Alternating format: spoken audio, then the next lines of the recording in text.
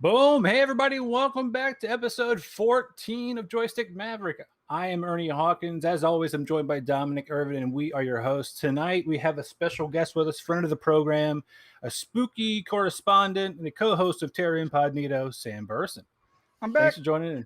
3 weeks in a row, bro. Is that considered a special guest if he's 3 weeks in a row? Yeah, Or you're more like a recurring guest. cast member. Recurring nightmare. Yeah, you're like racing Alec Baldwin for like the number of times you've been a host on SNL. Like you're just all right. It's not bad company to be in. You and Steve Martin. This week I do want to start things off with a little housekeeping. Hey, you know what, guys? This is not our only show. I know all 13 of you that actually watch the show are like super interested in the other stuff we do. But Dominic, why don't you give them a rundown of what we do during the week? Yeah. So starting last week, we decided to start doing a few live streams throughout the week. The first one being on Tuesday nights, where we do a World of Warcraft stream for a couple of hours, anywhere from 2 to 3.5 hours. Is typically what we run. It starts at around 7:30, and it's a great time. Last week it was me and we had a guest join. His name was Joe, and we were just doing some dungeons and leveling up. And shout out Joe Furman. Shout out Joe. Awesome. Thanks for coming, Joe. You showed up this week too, which was great. Brought another guy, a friend of his named Jake, which was awesome. Oh, Jake was there? Dang, yeah, dude. We had a great time. We did dungeons. It was awesome. We had a really, really great time. Shot the shit about, the glory days of Warcraft, where we all used to just drink Mountain Dew Code Red and stay up till 4 o'clock in the morning. Code Red. So that's going to be a recurring thing every Tuesday. So 7 to about 9:30. We'll do that. Starting on Wednesdays, I've actually, now that I've gotten back into the Warcraft thing, and we'll talk about this and what we're playing, I've started raiding with a team pretty consistently that I used to raid with back in the day. So we'll actually be live streaming some end game content starting at 7 o'clock on Wednesdays for about 2 hours, which is awesome. I'm excited about doing that. Little double dip action, double down. That's what's up with our raid team, which is great. Saturday night, we did the Destiny stream. A friend of the show, Sam Burson, showed up. We did that for as long as we could before the weather came and decided to knock out my power for a little bit, which sucks. But we got in there and shot the shit about how awesome Destiny is. And then Sunday morning, we did a couple hour stream with Magic the Gathering Arena. And that was my personal favorite stream because I just like to keep it easy and breezy. And do some deck building and get my ass kicked because I've missed the last 2 set releases. Nice. But so this week we're probably going to we might end up doing the Destiny thing on Saturday again, but I know we're definitely going to do Magic the Gathering on Sunday morning, and then the following week we'll do Warcraft on Tuesday and Wednesday nights, which is going to be great. And then as things start coming out, because we're getting into that season of games just being announced and coming out, you'll see a lot more of our beautiful faces on the stream. We'll be streaming from the Joystick Maverick main stream. So if you are a follower of the show, you'll get notifications every time we go live. Yeah. Hit that like and subscribe button. I don't know how that works on YouTube. It's showing the game streaming. We're definitely going to try to walk that tightrope a little bit, but Twitch, obviously, that's what it's built for. Thank you, Dom, for giving us that rundown. The other thing I want to make sure everybody knows, once again, this episode is brought to you by TUFFWraps.com. If you're looking for sporting apparel, weightlifting gear, if you're looking for just a way to find those supplements you need, break down all the different things if you're trying to do pre-workout, post-workout, protein, and then even if you are curious about a way that you could easily get workouts sent to your phone every single day, broken down by body group, push-pull, or legs, upper body, lower body, then you can actually check out TUFF Daily Training for $7 a month, or you can use all of those things and buy them. Check it out using code Joystick for 10% off your purchase for TUFFWraps.com. Boom! Shout out to Tuff Wraps and Method Man, who wears Tuff Wraps. So that still blows my mind. It's for the kids. for the kids. That's exactly what he's doing it for. He's wearing Tuff Wraps for his wrists for the kids. For the kids. It literally doesn't say villain on the wrist at all, which is it definitely does. It's awesome. I'm a huge fan. anything that's like Sith or like Death Eaters or villains, I'm all about. I mean, granted, I'm a good dude in general, but I don't wear just black for my health. It's just I'm one of those goth kids that never grew up. So black is slimming as well. So like, who that's would what they tell me. Yeah. So it's a black hole. You know what I'm saying? But that thing sucks everything in. But no, this week we're going to kick things off a little easy breezy. The state of gaming. If you've seen the show, you know what we're talking about already. Let's kick things off with a little bit of fun with our Steam Deck. This I tried to reserve. I would love to know what my cohorts here got into and how, if they were able to reserve their Steam Deck and their thoughts on it and how it's going to be entering in the marketplace and the ramifications it'll have. Mr. Sam, I think you're the only one that successfully got one out of the three. Yeah, so I tried like 5 times. And every time I had to go back and reload to try, it said that the delivery date was getting pushed back. So my understanding is they're doing the delivery date in batches. So if you did get in on that first one, you've got a guaranteed delivery in December, is my understanding. I don't know if that's actually true. Damn. My delivery date is Q2 of next year. I did get a reservation for the top of the line one because there's no reason not to. Because it's the only difference in my understanding is the amount of space. Right. I think it's an SSD. Yeah. Right.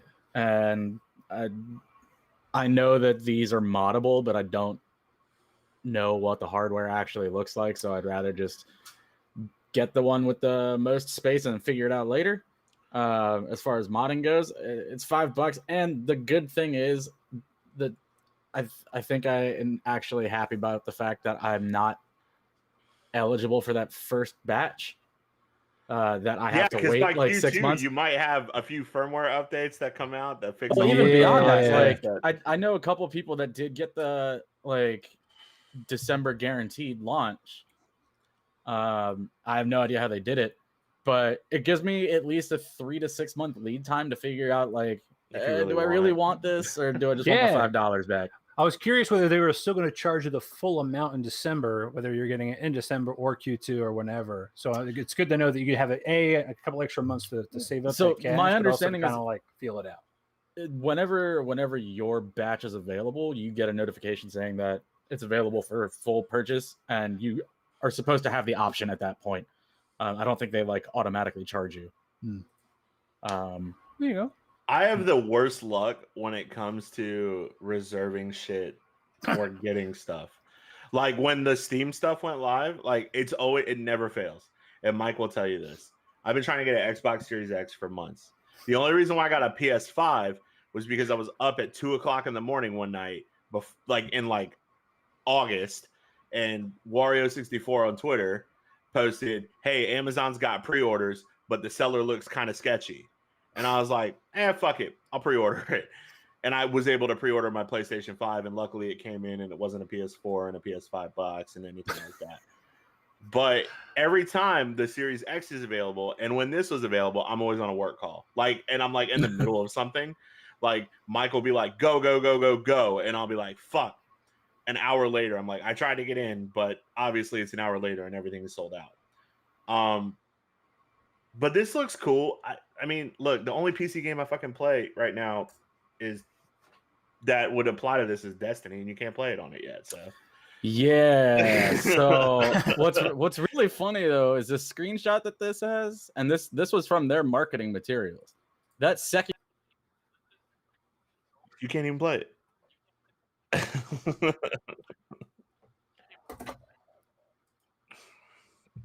That's crazy. So that's crazy. Yeah. The whole thing, and Valve's come out and said that like by the time this launches, we expect to have updated everything to the point where like this isn't a problem, because it's all built on Proton, which is pretty new, and SteamOS is pretty new. Like outside of the actual like launcher, SteamOS hasn't really been used for anything. So like I get it. It's not surprising that they're already running into these issues where like I think it's 6 of the top 10 most played games on Steam right now can't be played. Yeah, it's like Apex Legends, Destiny 2. the one thing that they all have in common is multiplayer, and they're Yeah. all So- has to do with anti-cheat. Yeah. So that's not like a deal breaker for Doom because you can still play the single player. But if you want to play multi, which I've never played the multiplayer for Doom Eternal. That single heard player is fucking dope. Dude. Yeah, the single player was awesome. So that's one of the reasons why I'm kind of thrilled to be able to wait until next summer, I guess, to see like have they worked all this shit out. Also, just to like hear from people that I know that have it already and be like, do you actually use it? Like, is it really worth me dropping $650 on this thing? I mean, be honest. Would you rather get this, or would you rather get like, you know, a Microsoft laptop that was just beasted out and you can still play? I mean, this at least kind of feels like you can put it in your back real quick, whip it out, and then play while you're, you know, using the bathroom or whatever. Like the mobility factor, I think, is key. I mean, granted, it reminds me severely of a Sega Game Gear. It looks just like it. I mean, you can't tell me it's not. It's one of those. For me, it's just like how often I've ever since I put my reservation in, I've been trying to figure out like how often would I actually use it. Because if I'm at home, there's no reason I can't just get on my computer. Right. Unless you're on the can. That's true. But the can is for reading the news like a gentleman. Or the back of a shampoo bottle. Right. If they do seamless gaming between the two, though, that'd be sweet. That'd be dope. Like if I could just pause my game on my desktop and just go grab my Steam Deck and pick up right where I left off, like that would be an awesome selling point. But I would also pay $650 for a fucking Pro Switch and not an OLED Switch. Like I'd pay $650 for a 4K Switch that came with 512 gigabytes of in-house storage. That when you know, it's yeah. I would totally do that. So, while this definitely is, I think, the big, you know, hardware release that we're talking about, I want to definitely touch on the next topic, which is EA and the NIL, the name, image, and likeness laws that are coming up. But also today, EA actually had another big announcement. It's not EA Sports specific. The logo is, if you're watching at home, EA Sports, but you get the deal. It's an umbrella.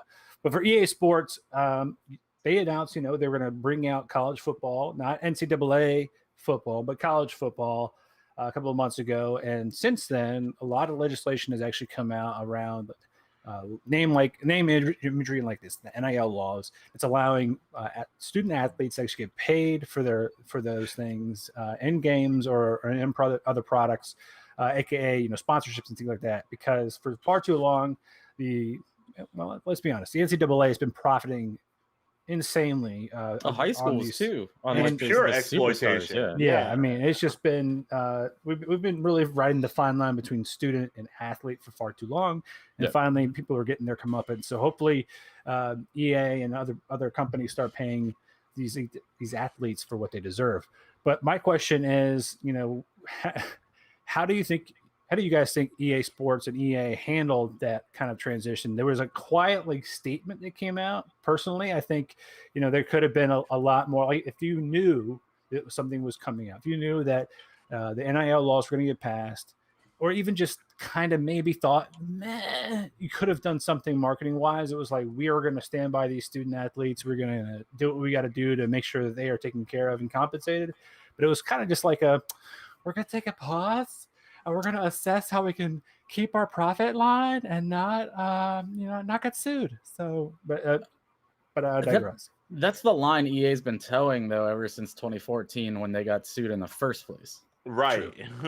Like they've never really said too much about it other than like, oh, this will get worked out in the courts. I think like 2 years ago they said something along the lines of like, NCAA March Madness and NCAA football are not dead. They're just on hold. Right. Because like even outside of them, there's this like group of folks that have been continuously updating the rosters for NCAA football 2014.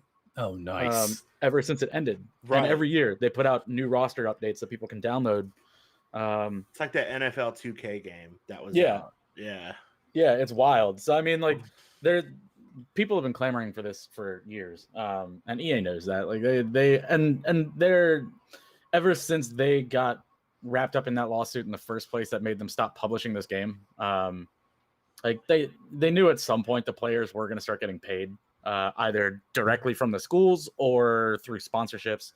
And as soon as that happened, they knew they'd be able to make the games again. They just got to work out the payment system now. Right. Because if you're putting the college athletes on the cover, like it's a big deal being a cover athlete. But I'm curious, like how, like, I know there was a misstep because it's EA, right? But I'm curious where you guys think the misstep was, because they came out with the announcement about college football, not NCAA football. And do you think there was like a positive intent there to like pay the athletes outside of the NCAA system or something? Oh yeah. Or do you think it was like a full-on marketing, hey, look guys, we support the players? That's how I think EA sounds, by the way. Every time I go high-pitched like that, like I just assume they sound like little bitch boys. EA historically has always erred on the side of how am I going to positively affect the narrative so that my profits come in? Yeah. I mean, look at what happened with Tiger Woods, like straight off the bat. I mean, like Tiger Woods had how many fucking games? He had like 6 or 7. Right? Yeah, like 6 or 7 games. And then as soon as the stuff with Tiger Woods happened, like they immediately distanced themselves from that. And it's like the difference between EA and Nike. Okay. Like EA was like, nah, we don't want to be associated with that. We want to like keep our profit margins and all that shit. Whereas Nike like doubled down and was like, nah, Tiger's a really good dude. And we're really gonna push this narrative forward. Like, did you watch? Like, I mean, when all Nike that shit didn't have went a down, choice though there. it's true. I mean, because like their whole golf division was only because of Tiger Woods. Like they didn't have any other options. Right. I think the last time I saw a golf game, it was like Microsoft Links in 2000. No man, Super Mario Golf Rush or whatever. Oh, yeah, Switch just came out. On the Nike side, like I read the book Shoe Dog. Did any of you read the book Shoe Dog with Phil Knight? It was really good. Like I felt very like I know there's a lot of controversy behind Nike. I have family that works for Nike. They've treated them exceptionally, especially through the pandemic and everything. And listen, I wear Jordans and I wear Air Maxes and shit like that. I'm a Nike head. Well, I wear tough wraps. So right. Just saying. Yeah. We don't get paid by Nike, but I like Nike. Hashtag not a sponsor, Nike. No, but EA's always been like that. EA is always quick to EA is also quick to really fuck up and then come back and be like, nah, we didn't really fuck up. We really thought like we really were against this statement, but you know, we didn't show that we weren't against this statement. It's really easy that like it's an easy win for anyone in EA's position to say like college football instead of NCAA football, because nobody likes NCAA as an organization, and they were one of the primary drivers behind fighting against college athletes getting paid, because ultimately like for decades they're the ones that are the face of the athletic programs, and the athletic programs at the universities didn't want to have to pay their athletes because that's money out of their bottom line. So EA saying college football, I mean, it's still going to be NCAA football because I don't think they can make a deal with like the individual conferences outside of the NCAA. Right. So when it comes back, it's still going to be EA Sports NCAA college football. But in a Twitter statement, it looks real good and supportive of the athletes if you just say college. It really does. I definitely agree. But they're going to fuck up the game because they fuck up all their games. Apparently, FIFA is a mess on PC only. PC runs like last gen because instead of next gen. Because according to EA, with FIFA on PS5 and Series X and all that stuff, they know the architecture. But because of PC can be so many different architectures, they have to go for the lowest common denominator. So all of the new engine stuff that they've been marketing, they've stripped out of the PC version of FIFA. That's so random. I love FIFA so much. I do. I love that game.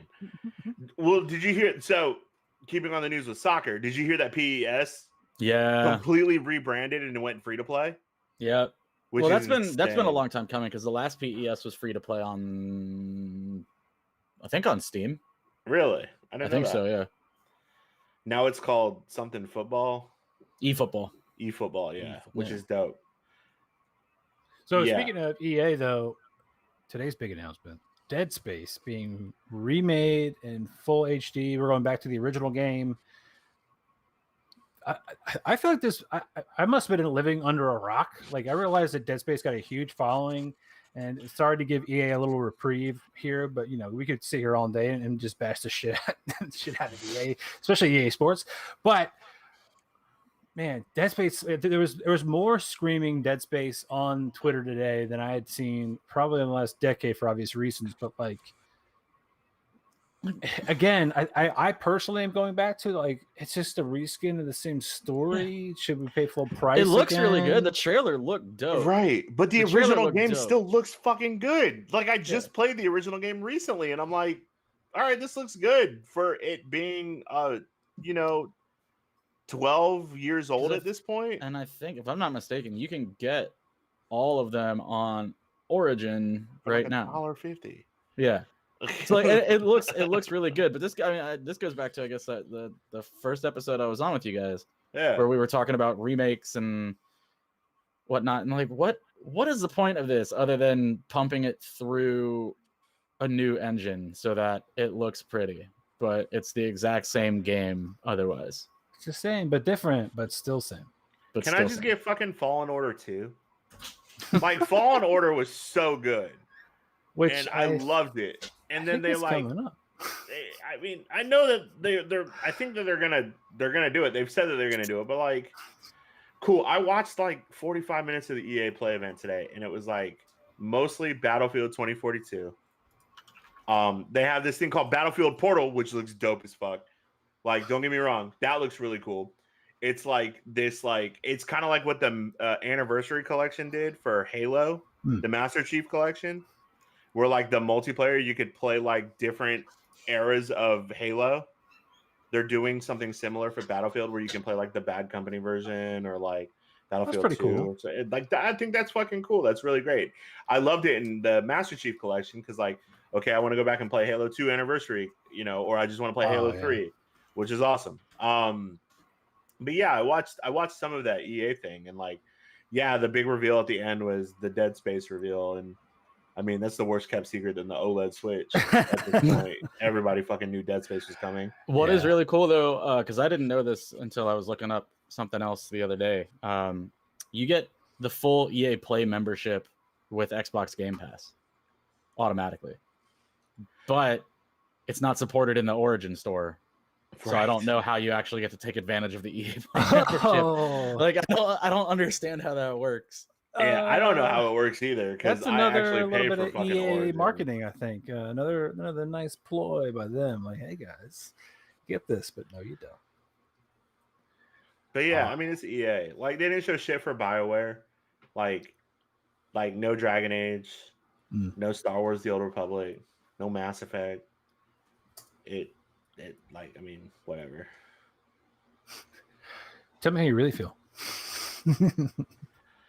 Speaking of 2 thumbs down. All right, so tell me how you really feel. What are you playing now? So this is one of those segments I think we want to kind of bring back a little bit. And granted, we've already kind of talked about the streams we're playing, but this I want to kick off with. What are you guys playing? I hate to say it, man. I'm just like the most boring gaming person.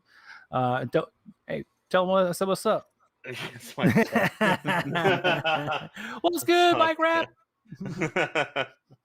But no, I'm still playing Fortnite. They recently just had my favorite guy, Brian Run, in the game. I can't believe the king has come to Fortnite. LeBron James got himself an avatar. But Ferrari also got a little bit of extra little shine this week. Evidently, they put a Ferrari in the game, which is totally cool. Just because it's yet again another car, but it's a souped up car. Fortnite already kind of introduced a lot with the Rocket League and their partnership, so getting a little bit of extra gameplay in there was kind of sweet. But I mean, we're not surprised. Am I playing Fortnite? Yeah. I keep telling you, Dom and Joe, and now Jake, I guess, that I'm going to get online and play World of Warcraft with you guys every week. What's up, dude? 2 minutes before I'm like, I can't. I got things to do. No, it's one of those things. Being a little bit big. That's true. Yeah. Fortnite's ahead of WoW alphabetically too, so it's all right. I mean, at the same time, I'm not playing Fortnite either. I just talked about something I haven't seen in game, so we follow a lot of accounts on Twitter. I don't have the bandwidth. Now, granted, Joe also just had a baby. Shout out Joe, his wife, and their daughter Charlie.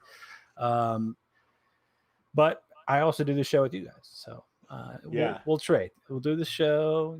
Somebody else can do that. My man, that's what I'm talking about. That's right. What we call service. Hey, you know Pops. what? Hey, cheers. Drink them if you got them. That's right. Yeah, there we go. I was actually just ran out of my drink, so that's perfect. Hey, he's watching it on the stream. It's like it's getting lower and lower and lower. All right. Now we just got to get like an alcoholic sponsor. That'd be greght. I've heard of something called Slick Ice Treats. They are little frozen push pops that also have alcohol in them. Shout out, not a sponsor. Maybe they should be Slick. But what do you like, you guys? What are y'all playing? Knife. What are you playing, Sam? Fork knife? Yeah, Oh, spoon, man, fork knife. I'm bouncing around between like 10 games right now. That's a cop out answer. Come on. Top 10. No, man. Let's I if I'm just trying to like burn some time real quick, I hop on Modern Warfare, play some Warzone real quick. But a couple of new games I picked up recently that I've been playing through. Wasteland 3, pretty dope. Okay. Pretty dope. Yeah. Destiny 2, obviously got back into that. Thanks, Dom. I like it. The shimmy shake for it. Okay. Another new one that I've been playing that I just picked up in the summer sale was Disco Elysium, which is a real weird game. I heard that was like game of the year. Yeah, when it came out. I need to give it another shot. I played for like an hour and a half and failed miserably at it, and I'm still trying to wrap my head around what the hell I was doing. So I had to take a little break from that. But then aside from that, the only other PC game I'm playing right now, I jumped ship over to Final Fantasy 14 for a little bit, checking that out. But apparently everybody else has jumped ship from WoW, so I don't know who you're playing with in WoW these days, because they're all apparently over on Final Fantasy. I probably have at least a little bit of a clue. I'm pretty sure Ronda Rousey and Henry Cavill are playing with Dom. That's who he plays on Wednesdays with. That's the only I play with. You want to jump on and see Dom play with some world-class athletes. There you go. And then my Switch life these days is Rocket League and Tony Hawk. Fuck yeah, dude. Fucking Tony Hawk, bro. Fuck, dude. Bro. The Ace of Spades. The soundtrack, man. The soundtrack is great. It's just so good. It's so good. You got the 1 and 2 remake, right? Yeah, and I realized that I suck at it. My favorite song is not on there because they didn't get the rights. Yeah, that was the big thing.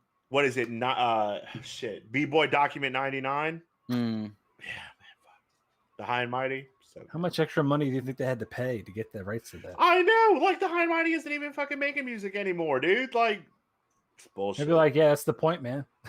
I feel like most of the music that was on those games is made by bands that aren't together anymore. That's true. They're old. That's an old ass game. Yeah.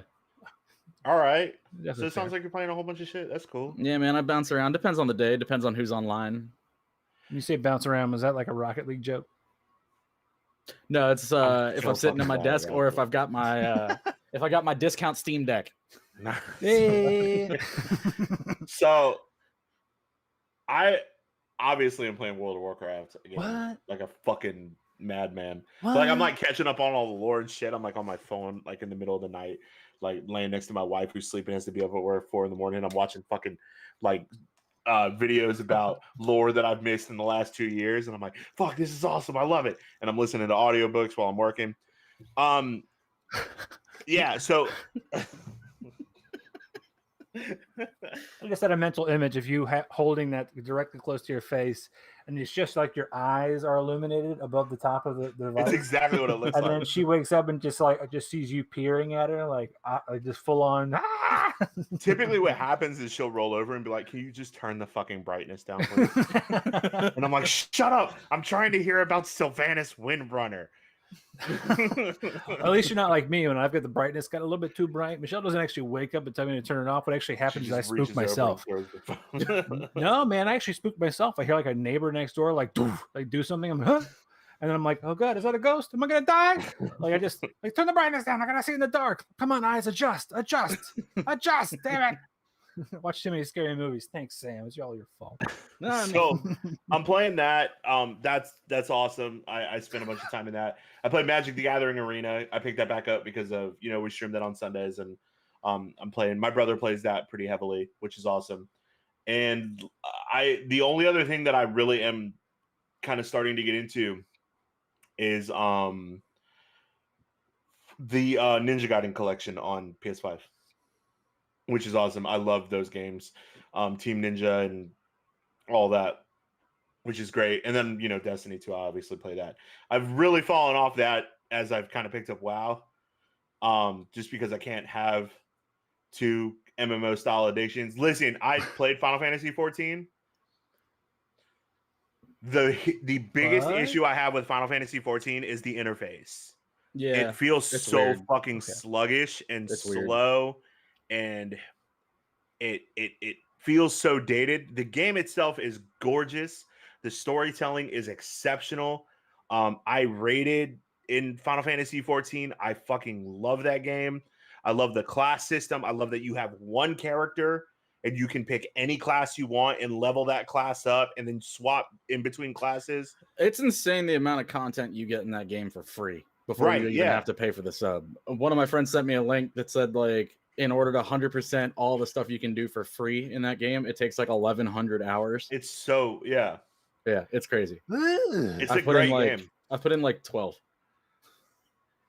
It's 1,200 or 12 hours? No, 12 hours. 12 hours. It's like Jesus Christ. I just recently made the jump to it, and I had to take a little break after a while because there's just so much. That game is there's so much to do in that game.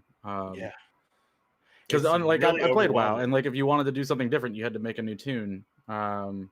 With this, it's just like I press a button, and I'm the same exact character. I'm just in a different class, and I'm starting all these new levels over again. So great. And like once you level up one to max level, the other ones have like boosted experience. So like you're not just spending a shit ton of time to do it. And like I mean, I played Bard, I played Gunbreaker, I played Dark Knight. It was so much fun. It's WoW for casual MMO fans. Look, I think WoW is pretty casual. Actually, no, it's bullshit. Like honestly, it's bullshit. Like I watched the World First race. It's still as like elite as it's always been. I ran dungeons with Joe and Jake on Tuesday, which was fucking awesome. Jake is an exceptional ice mage. Joe is an exceptional discipline priest. And they we were kind of like dicking around and having fun. But yeah, that game, like people get real shitty. Like right in the beginning of the stream. Somebody tried to get vote kick somebody out. I was like, someone tried to fucking vote kick I've only watched the stream for 7 minutes. I'm like, what the fuck is going on here? I messaged the dude. Like I was like I got the notification and I'm like, why are we trying to vote kick this guy? And he's like, oh, he pulled an extra pat. I'm like, fuck you. Yeah, he's doing more damage than anybody else in the goddamn. Yeah, fuck Dude, just get out of here. G kick him and move on. Yeah, out, dude. I'm not fucking playing that. God damn. It's like I'll vote kick you, and I got the votes, homie. I got the votes. You don't have them. I got them. You don't even know. G kick live on stream. Just once a week, somebody gets booted. As soon as we start getting a whole bunch of followers, it's gonna happen. I'm gonna start doing it. F's in the chat, and then they're out. No. Oh man! Speaking of not having enough time to play enough games, guess what? We got bad news. Fellas. There's more stuff coming. Just more stuff. It never ends. It never flipping ends. But luckily for you, I'm not talking about too many things other than one video game this week. Yu-Gi-Oh! Master Duel! Heart of the cards, baby. Heart of the cards. I haven't played nor have I watched Yu-Gi-Oh! In nearly over a decade. I still love everything about this mythos, this universe. The fact that there's a deep-voiced guy who's Yu-Gi-Oh! And then there's like his kind of not so aggressive non-card player version. It's like Miley Cyrus and Hannah Montana. Exactly. It's the most ridiculous universe. And I tried to explain it to Michelle how the game is like the whole show is around a card playing guy in a card playing world, but they constantly seem to be playing in like arenas that have full on effects for these monsters that just come out of nowhere, like a hologram world. Oh, I slap a card and I got my blue-eyed great dragon or whatever it is, and just it's full on destruction. Yeah. And now we got a game for it. That's pretty dope. I haven't seen too much about this, but I'm assuming, Dom, you have. So this is like Magic the Gathering Arena, but for Yu-Gi-Oh, which is awesome because I loved watching the anime. I never played the card game. So like I've always been a big Magic the Gathering player. I played like Pokemon when it was back in the day, but I always wanted to get into Yu-Gi-Oh, but like to get into Yu-Gi-Oh was like a fucking financial investment. There's so many cards. All card games are like that. It's the same Yeah, thing. but like, Is Magic really any different though? fuck you. All right. Because like I played Magic when I was younger, but I played off of like one Magic- expansion kit, and Magic's even really at that not point there like- was like 10 No, of them. you're right. It's It's really not expensive. NFTs or like basketball cards now, where you're gonna buy like a $40,000 like box of cards, hoping to get It's one. still cheaper than 500 Warhammer. million. Really?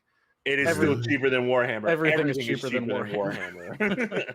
You I can mean, quote me. If I Quote see Sam, we said it Pokemon, at I'm the still same like, time. wow, it's that one guy who's super famous for just opening things from Pokemon. He hasn't bought this somehow in the middle of Target in Virginia. Oh my god!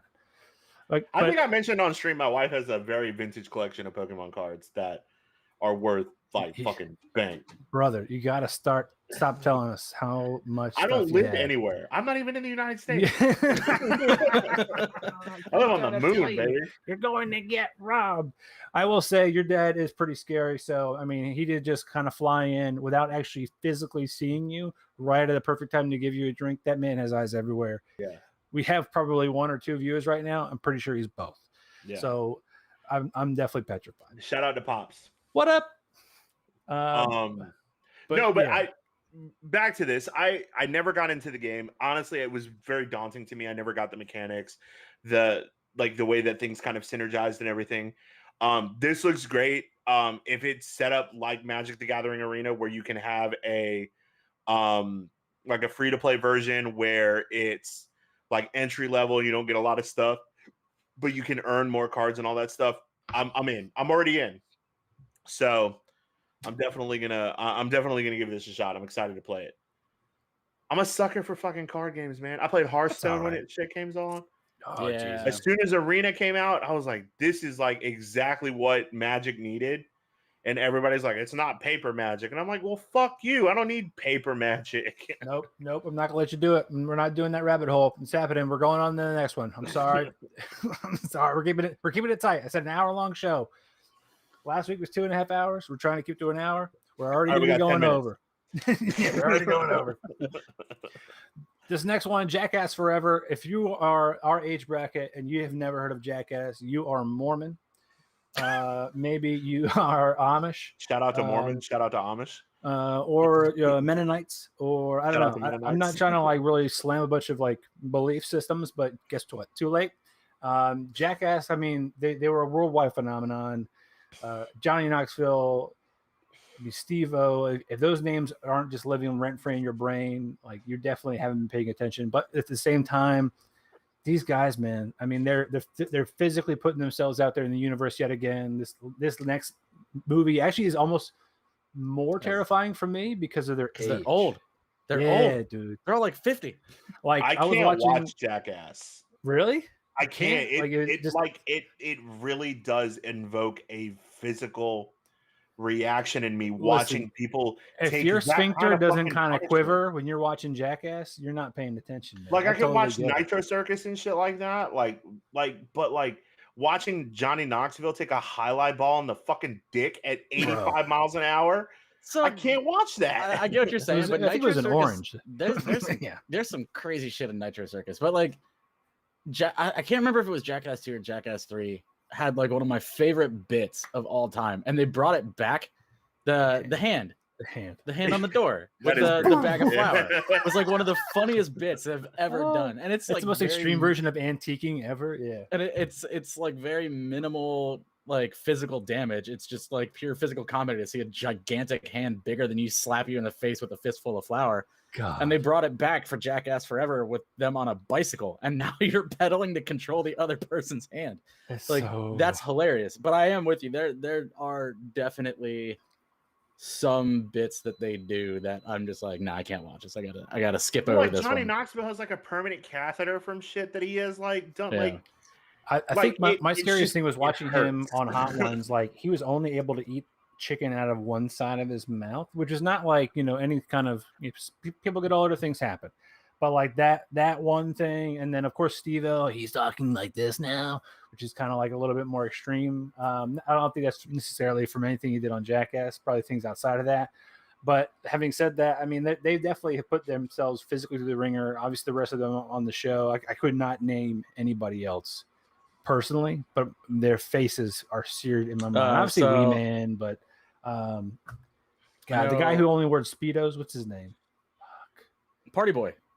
Party Boy. Yeah, That's weird that I whispered that, but yeah, I mean, like those people definitely have a place in my heart. I would not get them tattooed on my body like I would Mario or Batman, but like they've got a rent-free relationship with me forever. Mike Mahaffey's super stoked about this movie. I told my wife after I watched the trailer for it, I was like, I might actually go see this in theaters. I want to see this in theaters because like it looks funny, and there are definitely some skits in there where I'm just like, I don't know if I actually want to watch them do this to themselves, considering their age. In the trailer, there was a guy getting bit in the face by a snake. Yeah. Right. And then like I think Johnny Knoxville took a bull to the abdomen. Yeah. Like those things kill people. And like some of them like body mass to take the blow. They've done the rodeo stuff before. Yeah. But Johnny Knoxville's in his fucking 50s. Yeah. Yeah, dude. He looks it too. He does not look good. Yeah, when you're certain ages, like you falling down might be the last time you get back up. You know what I'm saying? Like hit by a bull. But Bam Margera is not in this. I don't know if you guys read about the reasons why. I don't know about the reasons. Right. I would assume maybe because the last film was pre Ryan Dunn, right? Like I'm assuming, but I'm assuming this is also probably due to his relationship with Fun Times outside of the. Yeah, so a couple of months ago, and I don't know how much Bam's extracurricular stuff is tied to Ryan Dunn's passing or not, because I'm pretty sure that Bam was always doing drugs and drinking really hard. I don't know if it got worse after Ryan Dunn died or not.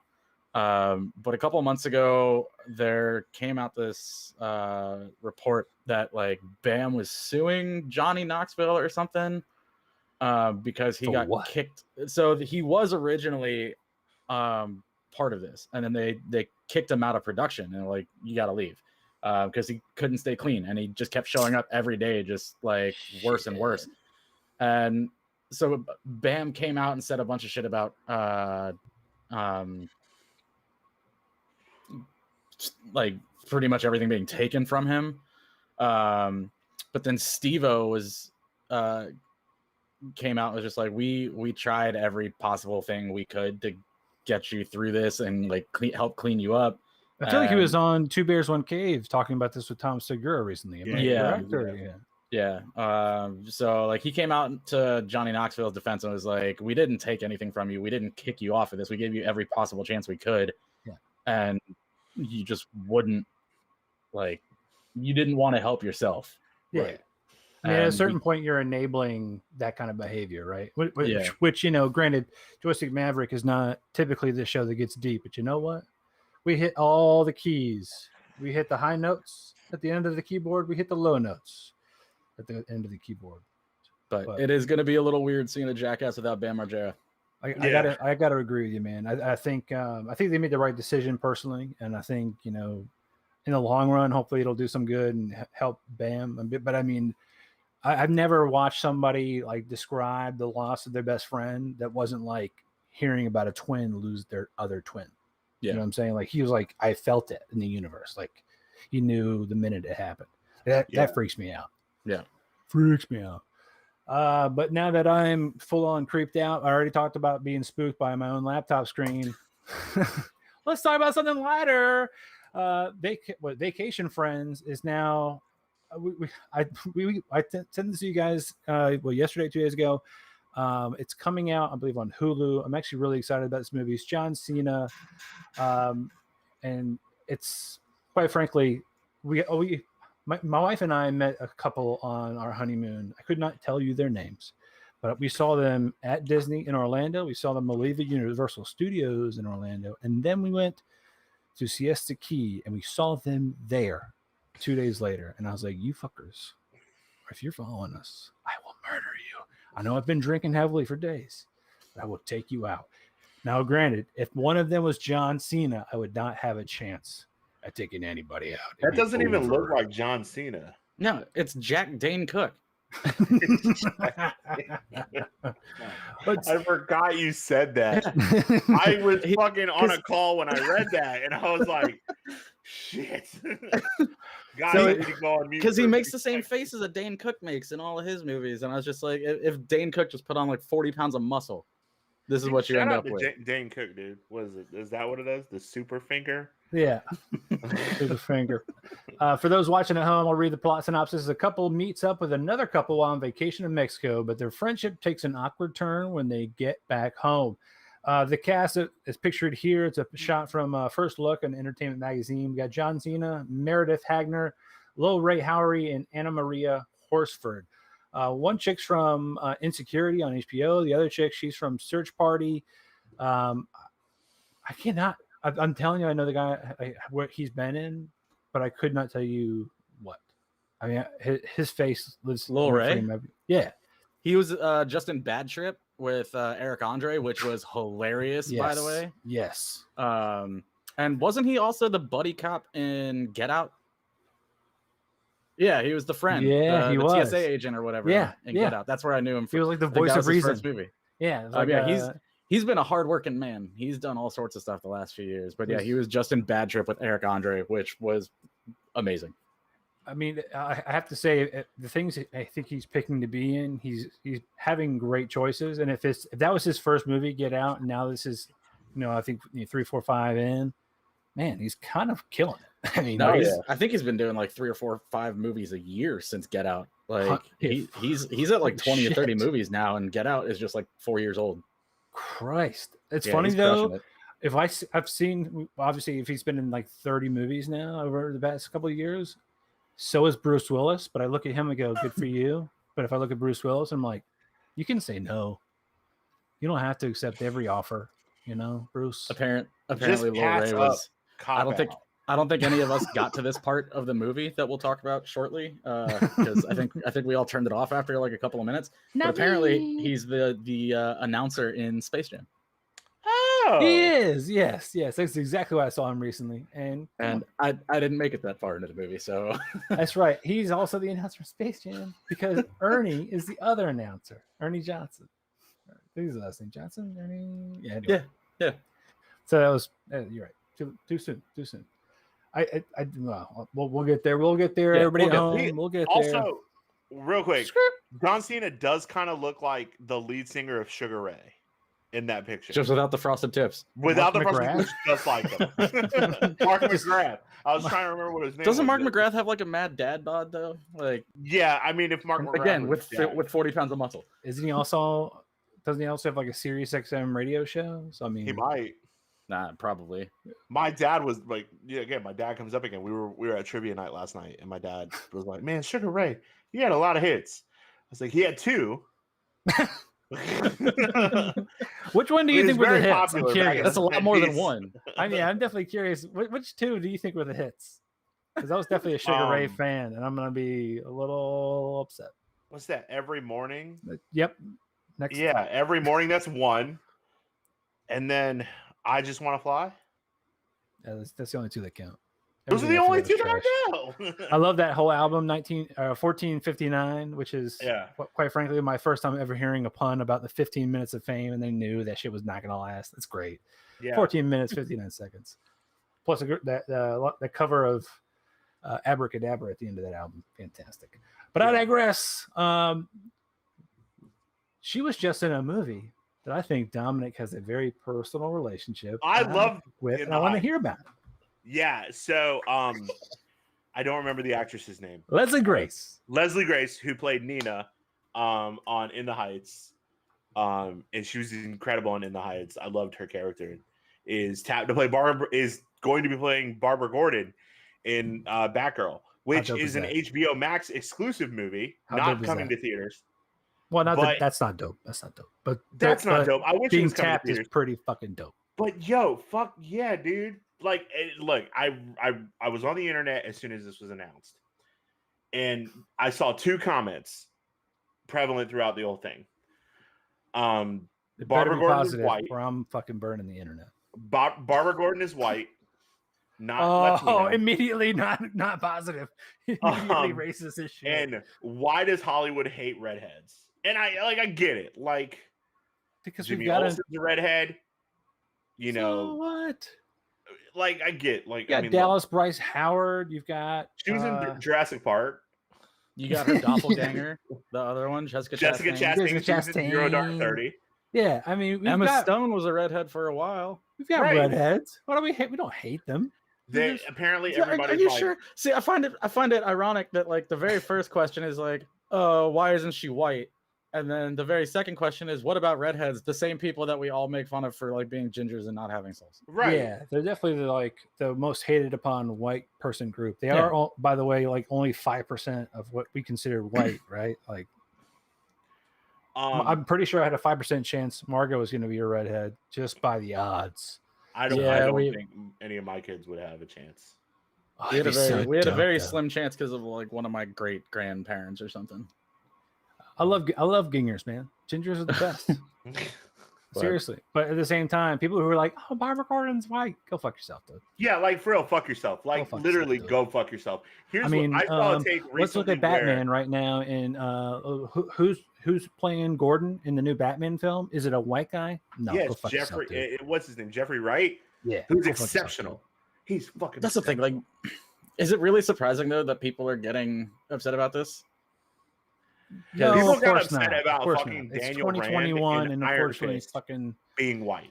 Christian Hendricks is what we just got screamed at from this guy. I've never heard of him. Mike, whatever, on Twitch. Oh, Christina Hendricks is a redhead. She's the best redhead. There you go. Mike, shout out to Christina Hendricks. I'm with you. I got a She was redhead married to that idiot from Super Troopers, which is insane. Yeah, what about that redhead that was married to Sacha Baron Cohen for a while? She's still married to Isla Fisher. Yeah, they're still married. I mean, Hollywood does not hate redheads. No, and I love. and Mike, whatever, is also saying that wait until Marvel announces the Fantastic Four is an all-black family. You know what? Might as well. Well, why the fuck didn't people get upset about the Spider-Man Miles Morales thing? I don't understand that either. I know people. I remember half black, half Puerto Rican. Yeah. I remember people getting upset about Nick Fury being black. Come on. Well, they didn't read the universe. They didn't read Marvel Universe comics, man. They didn't read Ultimates. Yo, and here's the people who got pissed about Danny Rand and Iron Fist being white. They're like, it's whitewashing. He should have been Asian. No, dickhead. Danny Rand is an affluent white kid who crash lands in the Himalayas. That's literally who he is. He's not Asian. But there was an opportunity for the ancient one is the biggest one. The Asian one. Well, that's definitely due to relationships between Marvel and China. Right. Like I get that. Thailand. Like that's the one that makes the most sense. But hey, if people want to be chill about it, Marvel actually cast an Asian guy to play Shang-Chi. Yeah. Simu Liu. Oh, man, it's a cancellation prize. They did what they were supposed to do. Yeah. And we got Aquafina too. That's actually pretty cool. No, I'm not surprised that there's already backlash about this because the internet. Yeah, that's people on the internet. Great, Barbara Gordon. Looking at the picture that we have up right now, they look the same. You can't tell me any different. I'm totally in. She was so good in the Heights, and I think she's going to be really great here. And hell yeah, I wanted to like the Fantastic Four that came out with Kate Mara, Michael B. Jordan. And Toby Kebbell, but it was just a bad movie. But everybody, I like you took a pause there. It was definitely a punchline, but true. Speaking facts, man. Like I'm dumb. I don't hold a grudge. I just speak facts. No, look. If there's anything that you'll ever get from me, is that you'll get my honest opinion of everything. I'm never gonna sugarcoat it, ever. Was In the Heights a great movie? Yes, it was. Were there too many light-skinned Latino peoples and not enough dark-skinned Latino people? Yeah, absolutely. But like, you can't please everybody. At least we got Spider-Man. At least we got Spider-Man now. Fair, definitely fair. My money is really on how long do you think it'll take for the internet at large to start shaming her body. Because I mean, how fast was it before Gal Gadot just got body shamed for not being Wonder Woman's body The type? internet sucks. Like, let me say this personally: your imagination is what made those comics so great. Our imagination is what's going to make these movies so great. These actors and actors are working their asses off to really embody the characters, and go fuck yourself if you think that it physically has to be a particular body type. Because guess what? 99.9% of the people making that fucking claim are not the body type they want to be anyway. So fuck you. Even beyond that, it's the people that are bitching about the body types for like comic book characters, especially in regards to like female comic book characters when translated to movies, have never actually like met a woman in reality who looks like anything off these pages, because it's physically impossible. I laughed before you even got to the end of your sentence, because I feel like they also didn't meet a woman in real life either. Also, no, because I'm willing to bet that every single person bitching about or like body shaming Gal Gadot as Wonder Woman, or who would be body shaming Leslie Grace, they're single. And single for a reason. Yeah. Fuck yeah. And it's only women. No one's going back to Chris Hemsworth and being like, he's just too buff. Okay, he's just too buff. And Thor's eyebrows were blonde too. Yeah, right. Like, that's not realistic. Welcome. But here's something I think is actually, quite frankly, I think our broadcast is a little bit split. Just a little bit split. Yeah, I say split. I mean, like the really smart people are on one side, and then Sam's on the other side.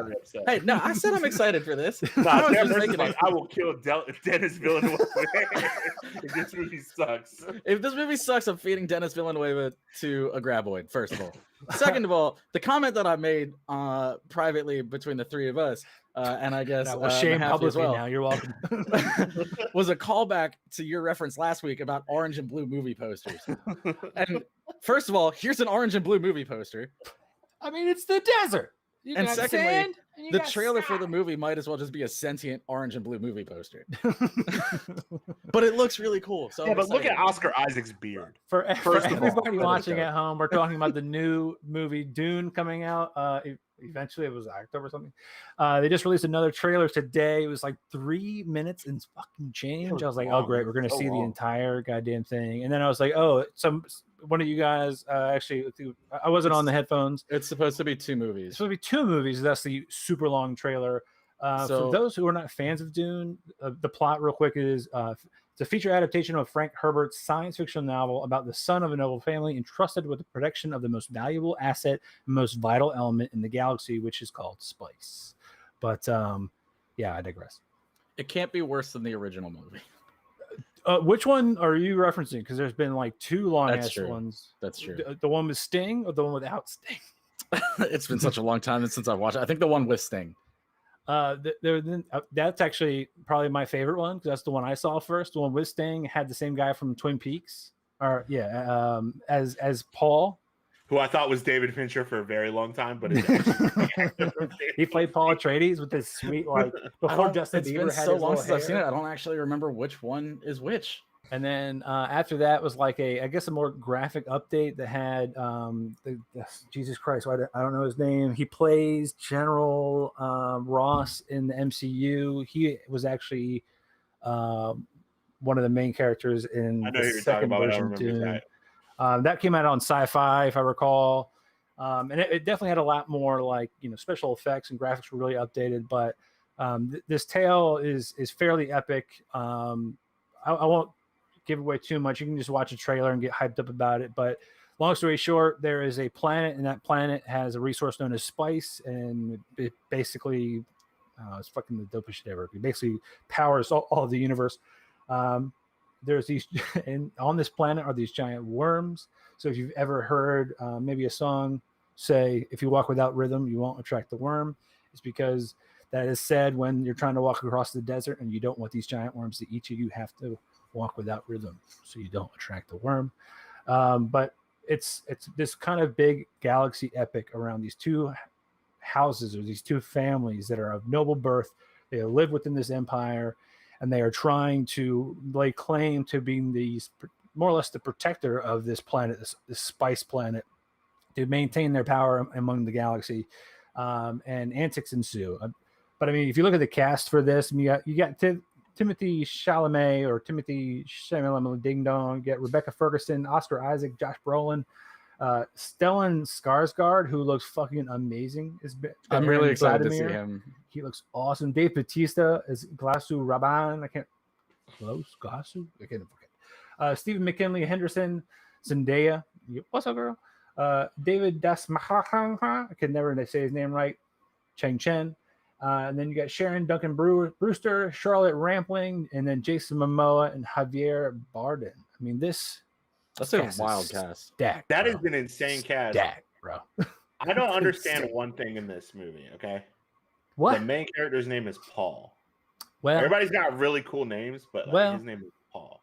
Look, here's the thing. I'm going into this movie blind, okay? I've never read the source material. I never watched the old Dune. I've always been fascinated by it, and I'm my plan is to watch this movie, then read Dune. Respectfully, then I won't tell you anything about his name. Oh, if there's a reason behind his name, then I'm even more in at this point. So the only thing without your plan is so this is supposed to be 2 movies. They signed up for a deal for 2 movies, but apparently it's just the rights. After this movie is done, then they still have to do the negotiations for the contracts for the second movie. Please tell me you're joking. No. What in the ever? It was a really weird way that they did this, because that was Denis Villeneuve's thing. Was he wanted to do this in 2 parts, and the only way he would do the first one is if the studio that bought the rights to both. I mean, I could see that because it is such a long story. I mean, that was his thing. He said, I didn't want to try to cram all of this into one movie because there's just so much to tell. But the other thing, and Dom, this will be the part that I guess if you do read the books afterwards that you'll catch that he's talking about, is he redid all of the arcs for the female characters to make them a little bit better than they were in the books. I didn't know the book's only 60 years old, so it makes sense that the story arcs might need a little bit of updating. I didn't know he did my favorite movie of the 2010s, which was Sicario. Oh, nice. Sicario is my favorite movie of the 2010s. Then are we supposed to see Benicio del Toro in this at some point? I would love to see Benicio. I mean, that's what Josh Brolin's here, right? Bardem and Josh Brolin, who are the same people. Yeah, exactly. Basically. It's the Pedro Pascal and Jeremy Renner effect. I'm okay with that. One of them is Hispanic and one of them is white, but they look exactly the same. Fair. I mean, it could be worse. We not have some kind of representation. I would love to look like either of them. Dom, you look beautiful. Never fucking doubt yourself, baby. Oh, thank you. All right. So next up, we got lightning round. Yeah. So rapid fire. This is because our show runs too goddamn long. I'm gonna read off the headlines that our producer / recurring guest / friend of the show, Mahaffey, was nice to put together. I'm gonna read them in rapid succession. If you want to really talk about one, guys, remember it and hold on to it. And when I'm done doing my spiel, we'll talk about it. Take a breath. Right. I'm just going to read the headlines. I'm not even going to give context. Straight up. Do it. Yeah. Start reading. All right. Sony and Netflix team up. New World. Amazon Games breaking video cards. No Jedi Fallen Order 2 at EA Play. Blizzard Activision sued over sexual harassment and bullying. Christopher Judge, Kratos, to voice Black Panther in Marvel's Avengers game. The Rock will not be in the last 2 Fast and Furious movies. Black Panther Wakanda Forever adds Michaela Quell to cast. And then finally, I think an honorable mention from Sam. Netflix to dive into video games with ad-free mobile gaming at no extra cost, which I think actually goes back to the first topic of Sony and Netflix team up. Yeah. That's my new 1920s real fast reader. You should get some audio behind that where it's like you got to get the staticky radio show. Yeah. I might have to start trying to do that or that's the one voice I can do. An auctioneer. The auctioneer one's tough. I can do the 1920s broadcast though. It sounds like BioShock. Sam, if you want to hang out with us next week and fill out that 4th spot, I would love to hear you go for it, Bubba. Seriously, that would be great. If every week somebody switched it up and tried to do it, that shit's hard, man. It's just hard. All right, so which one do we want to talk about first? Let's hit Black Panther real quick. I want to Right. just hit that super quick. All right, I'm gonna give you time on it. I said it's lightning round. Lightning means The- fast. We got the 5 movie or minutes the for the game? whole The whole movie. thing. 5 minutes starting meow. All right. So the quick thing about this casting in Black Panther For is all of these, not just Black Panther. I got it. It's going to be quick. It's going to be super quick. This woman is either it's a unknown role. Marvel will not comment who it is. It's either going to be one of two things. Is what people are thinking? She's either coming in as an adult Shuri, to replace Letitia White, which I would be super pissed if that were the case because I love Letitia White, even though she's an anti-vaxxer and has some pretty fucked up statements. But the other thing is she might be playing Aurora Monroe Storm, which would be exceptional. So I'm down with that. There we go. That's all I wanted to say. Next topic. Sam, you're up. The Amazon game New World blowing up NVIDIA cards is hilarious because it's only the 3090 cards and specific to the 3090 for the win edition cards that were like $1,800. Yeah, and it's causing them to like overheat and melt. And so currently the solution is to frame lock at 60 FPS, even though you've got a $2,000 GPU until they figure out how to fix this. Is that what they put inside that rocket that Jeff Bezos took up to space last week? Yep, or what? absolutely. Probably. Must be. That's why they burnt out. I would actually want to talk about Blizzard Activision sued over sexual harassment and bullying. Yeah, spoiler. Ernie would pick that one. Well, I figured we'd leave as much of the 5 minutes for that. Right, yeah, because we didn't talk about it. I love when people get some justice. When suing happens to people who fucking deserve it. So I didn't That's realize my they were under favorite. investigation for like the last 2 years from the state of California. Yeah, that's super serious. It's a really bad. Like, I mean, someone committed suicide on a company trip because of this. Yeah, that's not one person for 2-year investigation. That's a repeated environment of sexual harassment and bullying, if that's the case, man. Which it makes you wonder if it was, Blizzard. This headline reads Blizzard Activision. Was it? When was that? Just when did that acquisition happen? exactly? Was that exactly? That's my question. Was it after the Activision acquisition? Did that add extra pressure? Did that? Which, granted, sexual harassment and bullying does not dictate because there's extra pressure at work. I'm just curious if that was maybe when a merging of peoples at any kind of job level happened, and that introduced an environment of hostility. So that shit's fucking bonkers, dude. It's insane. And What you know is interesting. what's terrible is we're still going to play World of Warcraft. Yeah, I hate to be that guy, but It's somebody's got to part be of- that voice. It's part of the like separating the art from the artist, and like it, and like that is such a Talk to me fine about line. Michael Jackson real quick. Like okay, the example, like everybody's example to that is Michael Jackson, and like did it actually happen? Didn't actually happen. Like he was exonerated at one point, he was convicted at one point, and like it's Go back to Blizzard. Go back to the Activision. But Sorry, back to that was Blizzard. a So joke back for a to reason. Blizzard. It's supposed to be just a slight. real quick. He's, Back he's to not allowed Blizzard. to give a shit. So fuck it. It was really interesting what Bungie came out and said today, because Bungie was a subsidiary of Activision until a year ago. So And what was their statement? I didn't see it. Bungie was like, "Yo, fuck them for what they're doing. We don't do that shit. We're not saying that harassment has never happened here, but we never tolerated it. It's like we are a diverse group of people and all that stuff."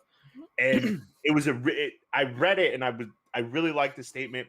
You haven't really heard of anything like that coming out of Bungie ever.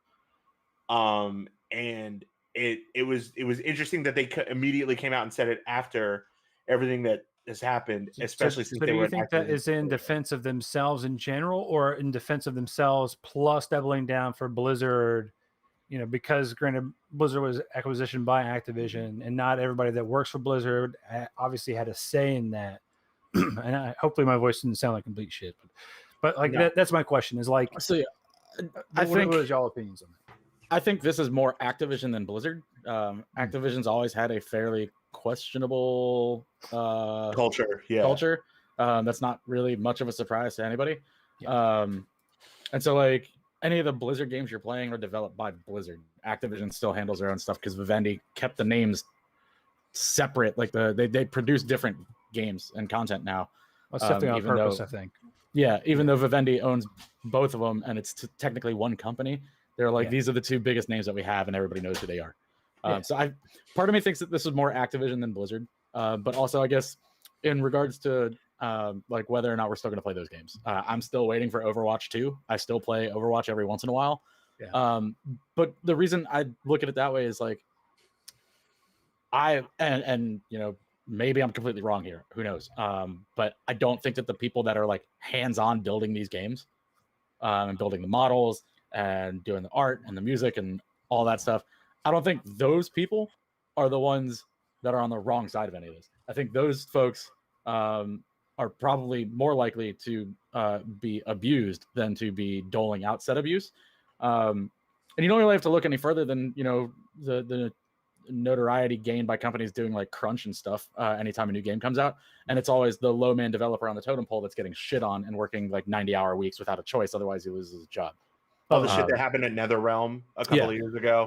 So like I'll still play the games, not thrilled necessarily that the money's going to the higher ups who were certainly in a position to do something about this, Right. but by not supporting the games, you're also not supporting the people that, you know, just like us, that are making these things. Sam, I could not have said it better myself, and I could not have asked you to end our 5-minute lightning round any better. Yeah.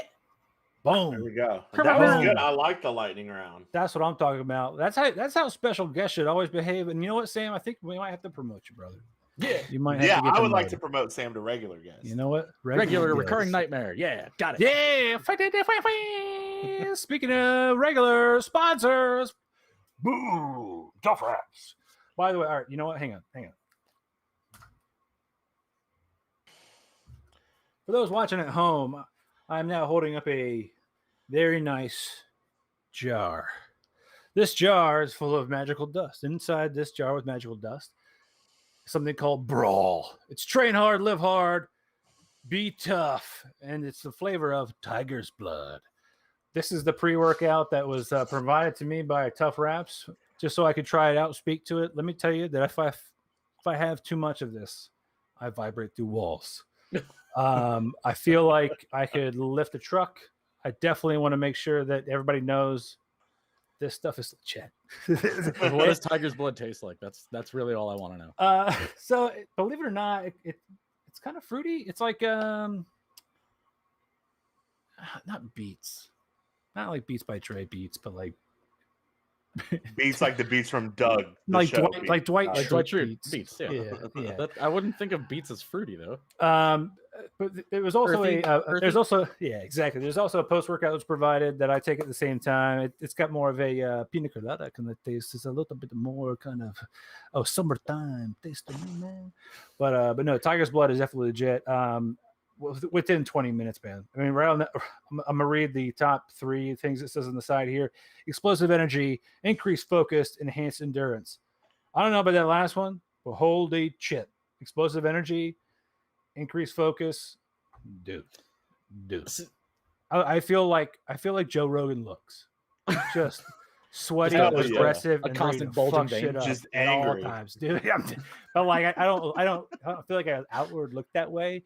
Like I imagine this is what like people who have ADD and then take like Adderall feel like. They just suddenly like you just get right where Like they need to seeing be. into the future and shit. Yeah, I just when I'm at the gym, all of a sudden it's like, oh, you're not done with those weights yet. You should be, bro, because I got tiger's blood coursing through my veins. That's just legit. I mean, I'm Hell joking. yeah. I'm making cracks in here, but it's awesome. No, man, please do not take my word for it.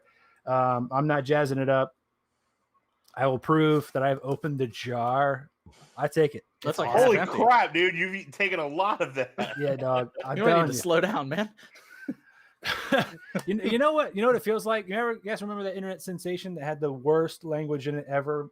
Power thirst. Yes. Yeah, it's not as explicit as that, but at the same time, just as yeah. But does it come in a rocket can? It doesn't come in banana flavored either. I cannot run as fast as Kenyans either. So, but no, once again, you can go to tuffwraps.com. You can buy all their gear, their apparel for outdoor, for in the gym or out and about. You can get their supplements 10% off. Use code joystick at checkout. Thank you once again. Hopefully you guys made it this far into the show because we tried to get that lightning round done in 5 minutes flat, but didn't quite make it there. We'll get it next time. But thanks again to Tough Wraps. Now, last two things. We got two big sections, two big movies, one of them is a steaming pile of garbage, and the other one is the next movie. There he is, Bron, King James. That's the same face I made when I turned this on. Yeah. Bugs Bunny is just shocked from the smell coming out of behind King James there in this picture. Space Jam 2, A New Legacy. When the first 10 minutes you open up and you have LeBron James kids playing in their very nice backyard, even if it is just from the movie set, there's a nice basketball court with a voice-activated basketball dispenser, and LeBron James is still being a dickhead. I think that really tells you how the whole movie's going to go. And Don Cheadle, I actually really enjoyed his character. He tried. I expected him to phone it in, but that man doesn't phone anything in. He tried, and even with that, I was just like, nah. He doesn't have an off switch, and to be fair, I think 95% of his acting was done on a green screen. So incredible. I'm so sorry to anybody that made it all the way through, like myself. I was very happy that I watched it because my kid was entertained the whole time. It's 3D Bugs Bunny, and what's not to love. Obviously, we got Lil Ray, and then we got Ernie being the commenters for the game at the end of the movie. But it sounds like you guys didn't make it that far, so I'm very curious to your thoughts. I was immediately taken out of the movie by what you said at the beginning. Was like, it's like a bunch of rich kids, and like, the thing about like the beginning of the original Space Jam is like Michael Jordan, young Michael's playing on like in the dirt, and there's a hoop with a metal, net and all that shit. And he's like, I'm going to the University of North Carolina. Then I'm going to the NBA.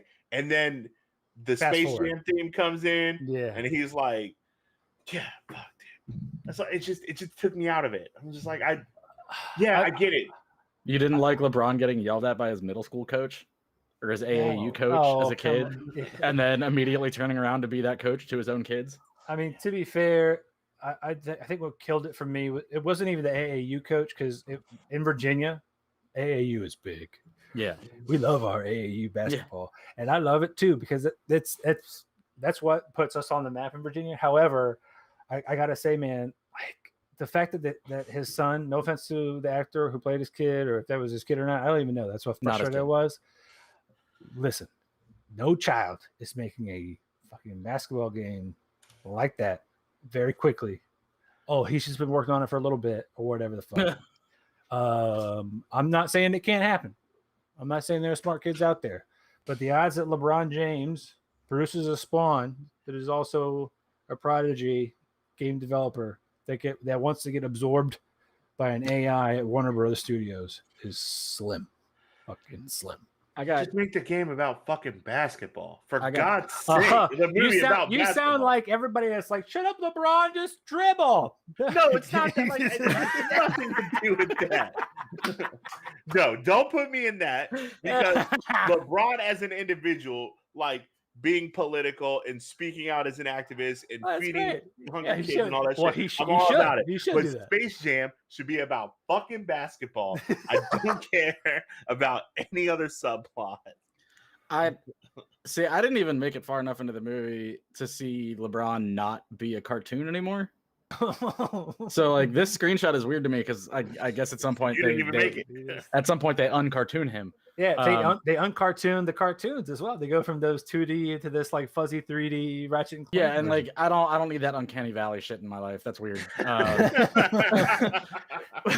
what his face is. That's the physical embodiment of Uncanny Valley. Right there. Yeah, but no, I made it like 15 minutes. I guess it was when they started pulling, like when they started trying to recruit the players, and they were pulling characters that were recreating scenes in all of Warner Brothers movies.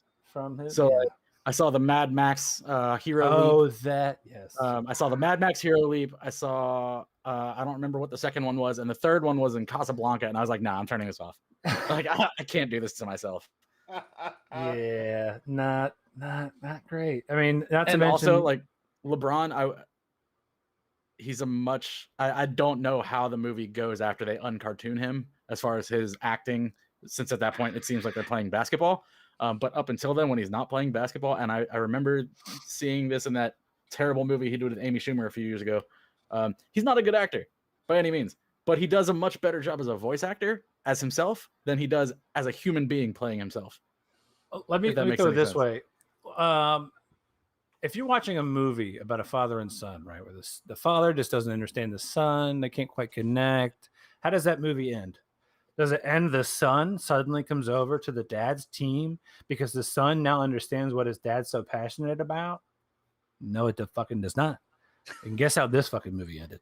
That ended that way. Yeah, dude. Like LeBron had no personal growth. He and it was the son that had all the zero personal growth. personal. Hell It's yeah. because he's the king. Heavy is the head that wears that crown. You know how LeBron's growth happened? LeBron learned another way of playing basketball because his son's basketball game became the way the game at the end of the movie worked.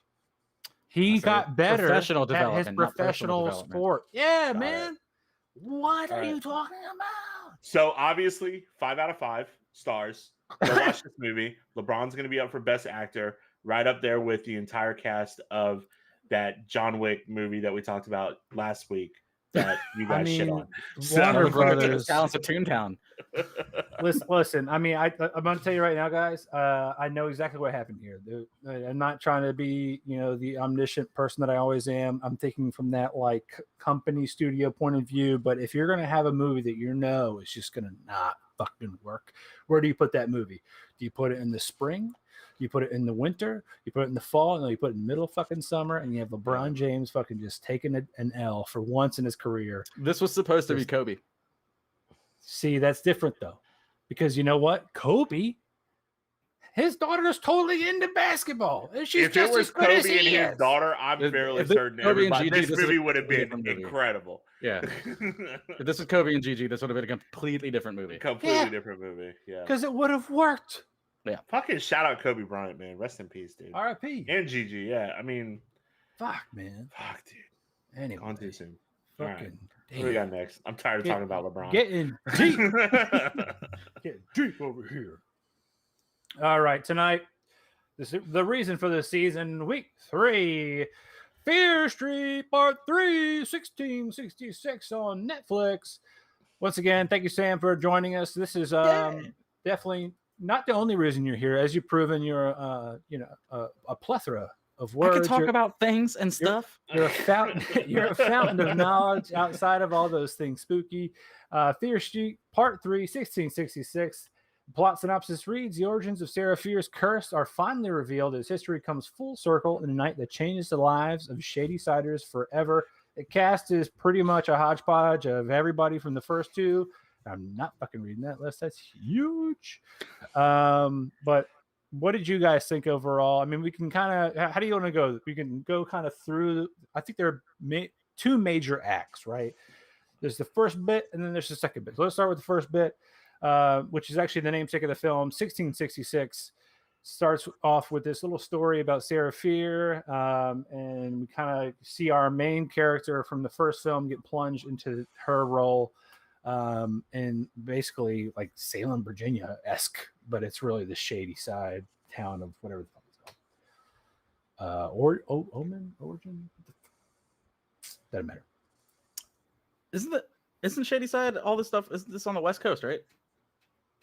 I thought. I'd have to assume. Sunnyvale is in California. Yeah. Which is weird to me that this exists in 1666. I mean, we didn't That's say right, because there was which none didn't of really that occur to me until now. We didn't say R.L. Stein was a cartographer. You know what I'm saying? I was curious how they were going to do this movie, going into it, whether or not like they were going to do the whole movie except for like the last 10 minutes in the 1600s and then like jump forward to resolve everything. I'm glad they didn't. I'm glad they split it like almost in half, because there really wasn't that much to do in the first act other than just kind of set everything up. Right. So I thought that was really well handled. I'm also glad they really like brought back the gore and violence in this movie compared to the second one. It was kind of like right in the beginning too. Yeah. Yeah. Well, the scene where she loses her hand was pretty gnarly. And then there's that dope flashback where you get to see literally every kill that's happened in these 3 movies, including the bread slicer again. Which was awesome. I'm sorry, just the ribbons in the face. Yeah. Fantastic. I think I got to personally for me. I think that first act, and you guys feel free to take it any way you want to. That first act was definitely kind of like the minute I felt like it was just lesbian love being bashed by like old colonial times. It was like, come on, dude. Yeah, the puritanical 1600s. Jesus, like how many times is this getting burned?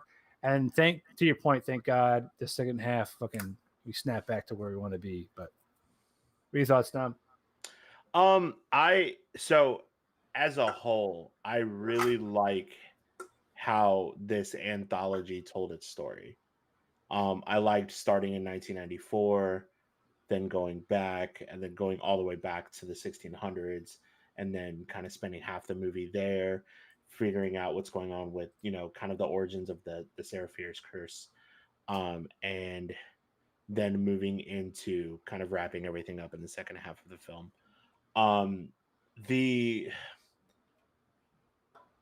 I loved bringing back to what Sam said. I love that we got to see kind of like it up the ante on the kills and the gore and all that stuff, and bringing that back, because I think that took a pretty big hit in the second movie.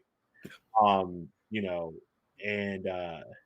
I liked it. I really did. I really enjoyed this as a whole. I thought the second movie was probably the weakest of the 3. And I did think that this movie kind of dragged a little bit, especially in the 1600 side of it. Like you kind of like, okay, we got the point. We know what the deal is. Kind of let's move the story forward. I would be interested to see if anything more. You okay, Bruh? I think he just got spooked again. Is that Ghost?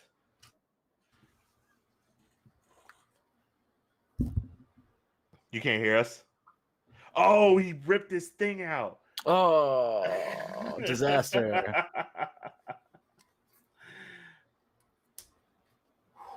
That's unfortunate. Seraphir just showed up. Seraphir just showed up. He just knocked my shit out. Anyway. But yeah, I thought it was cool. I'd like to see something more in the future like this. I'd like to see more movies do this. Yeah, it was good. Again, it's always weird because this isn't the first like anthology kind of thing to do it or try to do it where you're working your way backwards already knowing how it ends. But I think they did a really I think Lee Janiak did a really good job with this. And I'm with you. The first half dragged out. I'm glad it was as short as it was. It could have been shorter. And I would have kind of what Ernie was talking about. I would have liked to see something other than the predictable like puritanical lesbian witches, like lesbians and witchcraft and all that shit. But the town hall meeting, the way that like it got more and more progressively crazy, and like everybody seemed to lose their shit a little bit more and more, was actually pretty cool. Yeah. Ernie? You can't hear us. I can hear Dom. Unfortunately, my headphones are F. That's all right. No. What did you think of the movie? Hang on. Try one more time. What did you think of the movie? I just wanted to see what you thought. Did we talk about the second half? Because I missed all of Sam's beautiful words. Go ahead. Nope. No, we're not. No, we're not. Thanks, Sam. Keeping it real. You jerk. I'm gonna have to read Sam's lips for the rest of this whole thing now. Thanks. Super soakers. Super sure soakers filled with magic blood. My nice headphones. But no, I definitely think for at least for the first half, I'm glad it went and ended very quickly because the second half kicked off extremely well, picking up right where we left off. I think we talked about this last week where it was like, I really think they're going to have to come back to the present day and kind of start wrapping things up and resolving the storyline because that really is where we see the most growth, right? We want to have a feeling of resolution. We can't have that in 1666. We know things make it all the way to 1994. But I think in that part of the world, I definitely, I wrote down some notes. Not very often I do this, but I wrote notes. First half of the movie, lesbian hate, not great. Second half of the movie, great music.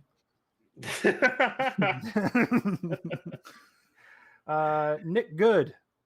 I bet he wished he was called Dick Good. And also, I love that Konami code is what saves the day for both of our main characters. Fantastic. Up, down, down, left, right, A, B, start. That's freaking fantastic. Awesome. Hell yeah. Keep going. I can hear you, man. I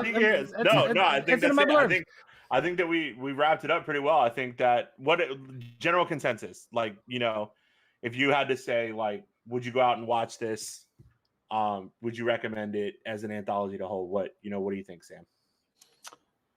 As an anthology of like separate movies, yeah, sure, it was fun. I will definitely also give it a nod because this is some of the best like original horror work that, even though they bought it from Paramount, this is some of the best original stuff that Netflix has done. That's at least in the horror realm, because most of their original content for horror is pretty bad. Yeah, it has been. No. What about you, Ernie? Recommend really? it? What about me?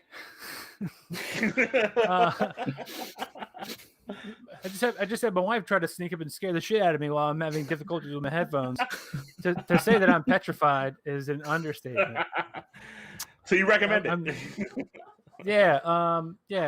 Keep it spooky. Thanks, babe. Appreciate the nightmares I'm gonna have in real life, not without the screen. But yeah, I'm gonna have to go have a nightmare with calling Bose and be like, hey, please. My wife got me this gift 5 years ago. Can you fix it for free, please? I can't afford it. I got a baby now. I don't have money. Please give it to me. We'll see how it goes. But yeah. Are you standing just in frame on purpose? Sarah Fears. Sarah Fears, ladies and gentlemen. Hey, to be fair, Dom's dad was slipping drinks in the middle of the episode, and I'm pretty sure at one point Sam had a conversation with a ghost. Yes, he did. Yes. I mean, it wasn't necessarily a ghost, but we all know it was. Yeah. Hang on, I got an idea. Sam, talk real quick. Words. I got words to say. Dope. Guess what happened? My headphones connected to another ghost. Computer that was streaming our screen share. Unfortunately, Sam was muted and Dom was not, so that's what happened. Awesome. So here we are wrapping the end of the show. I love you with all my heart, sweetie. I'm gonna wrap this. Give me 2 seconds. Thank you. Bye-bye. Okay, great. This is why wires are good, Ernie. I mean, it's what happened until I went like this, and then the wires yanked out and everything went haywire. I'm definitely buying wired headphones. Thank you, everybody, for joining this episode. Sam, thank you for being a part of this episode. We're definitely happy to have you as a recurring guest. Spooky stuff. Yeah. Love to talk about it. Damn right. Next week, we got AJ McCullough from TUFF Raps joining us. Not because he's just a beefcake, but also he's actually kind of a nerd like us, too. He was definitely a nerd way before he was jacked. So, Sam, if you want to fill that the fourth spot, you're more than welcome to, unless Mahaffey kicks you out. He's got first dibs. I'm going to wait. 3, 2, 1, boom. Yep, he's going to have to say nothing because he's probably not online. He is on vacation, so yeah. But I tell you what, it'd be great to have 5 people online at the same time too. At the same time, only 3 of us have already talked over each other half of this show. So, thanks everybody for watching. Once again, like, comment, subscribe. 8 p.m. every Thursday. We're gonna try to be here at 8 o'clock. Oh, shots fired! I was here at 7:30. Yeah, we were all on time today. I know. I was on time last week. I know. I have to berate you a second time, so you don't do it again. You're right. I get you know what? Fuck that. I'm gonna reward you. Thank you, Don, buddy. I know that you were sick early this morning. Actually, yesterday. Yeah. Went to the ER. Yeah. You still showed up for the show. Thank you so much for all your hard work. Sam, dude. Yeah, I mean, Sam, Dom. I'm not going to give out your personal biological issues, dude. It was great you were here. I really am happy that you toughed it out and made it. Happy once again, always putting those show notes together, putting together that slide deck. Sam showing up, being his spooky self. Man, what a great show. It's awesome. Yeah. We were under 2 yeah. hours, barely hour and a half. But you know what? Hour and a I had half. a good time. Totally fine. That's fine. I had a blast, and we had a special guest from each of our feeds, so it's always nice. We did. Awesome. Thanks, everybody, and we'll see you next time.